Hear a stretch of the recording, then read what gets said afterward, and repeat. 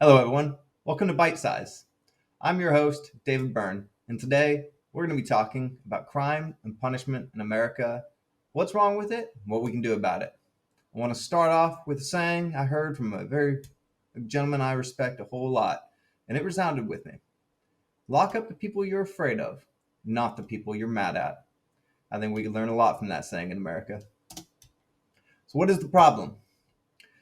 Let's start off with a simple number. There are 3 public prosecutors for every 1 public defender in the United States of America. That's all there is to say.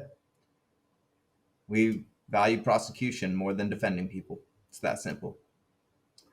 Inmates get out of jail without any means of continuing on and reintegrating with society. I watched Cops with my mom, and I remember this one episode resounded with me when this lady who was working at the jail says to the camera after a guy's getting released, she says, "Man, I hope he gets the help that he needs now that he's on the outside."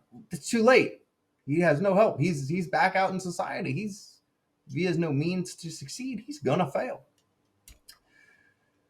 And lastly, there are too few programs that form a middle ground between prison and the more lenient form of punishment, which is volunteering. Some states have started to implement programs that are middle ground, but I think we need them to be far more widespread. What do we need? We need tiered punishment. Volunteer work, that is the first tier. It's a well-established form of punishment within the United States, but we need to look at expanding that. As you can see in the picture, you got people cleaning up trash on the side of a highway. There's plenty of trash in America, and we need our streets to be perfectly clean. We have enough prisoners. Let's have clean streets. The fundamental fact is people are very afraid of work. That's why they're doing crimes and not just getting a job. So let's give out more work. Again, more funding for volunteer programs.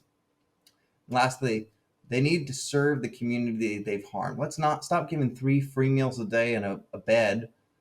Serve the community that you've harmed. Pay penance to that community. Now the middle ground, what's been missing? Prison pre-release, what I like to call assisted living. It has well-documented results in states that have put these programs together, and we're going to go into this more on the next slide.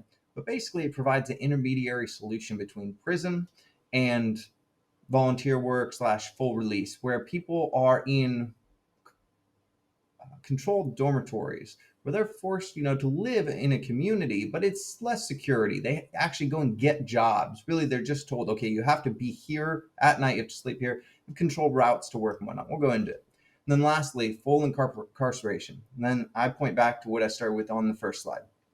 Incarceration needs to be a last resort for the people you are afraid of, and ultimately also repeat offenders where the other 2 programs have failed. It needs to only be people you're afraid of, not the people you're mad at. So let's continue on. Prison pre-release and assisted living, the missing link in our prison system. Go ahead and pause it, read through the slide, and look at what this is all about. But ultimately, to summarize, this is about giving a controlled environment where people are put in state-run dormitories where, when they come home at night, they're searched to make sure they're not bringing in contraband. They're able to go and get jobs. The state collects their paycheck for them and ensures that part of their income that they receive is going to a savings account that they will receive upon full release, so that they're starting with money. The programs help them find housing, permanent housing for when they are exiting the program, and they give them job training and the psychological services that they need, and they receive treatment for their issues in these programs. This program also functions very well for things like helping homeless people.